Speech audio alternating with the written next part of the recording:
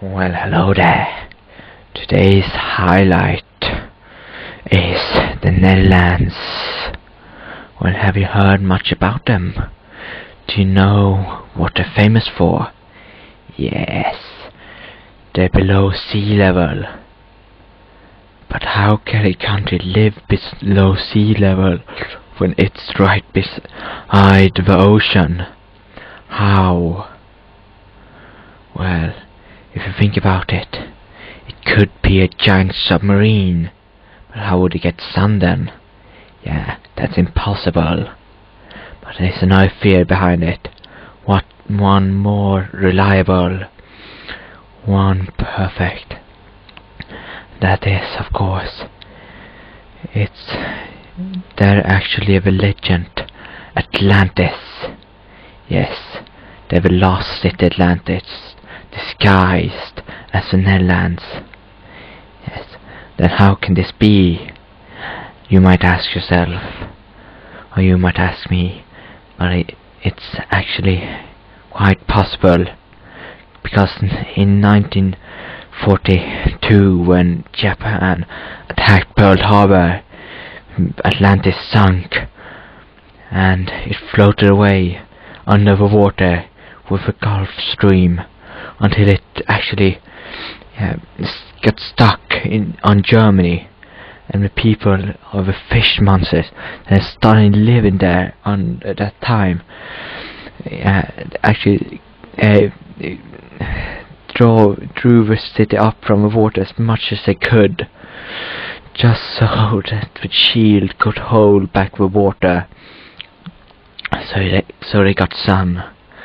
Well, the fish monsters, you might ask yourself, well, they can't really look like that and be here in Europe. Well, there's a logic explanation for this. It's of course the marijuana. Why do you think the Netherlands have legal marijuana? So all the tourists are so high they can't see the difference between a human and a fishman, of course. Why else? If we saw the fishmen walking around there, wouldn't we just go in there and bring them all to museums or something? Take their country from them, or take the city from them? Well, right, ask yourself, they couldn't have done this by themselves, could they? Well, yeah, they couldn't actually, because they had an ally. They sold their famous baguettes to France, and now they're their ally. Of course. You're thinking, why didn't you think of that before? Of course, France helped them into society. But, come on, they can't only rely on their marijuana, can they really?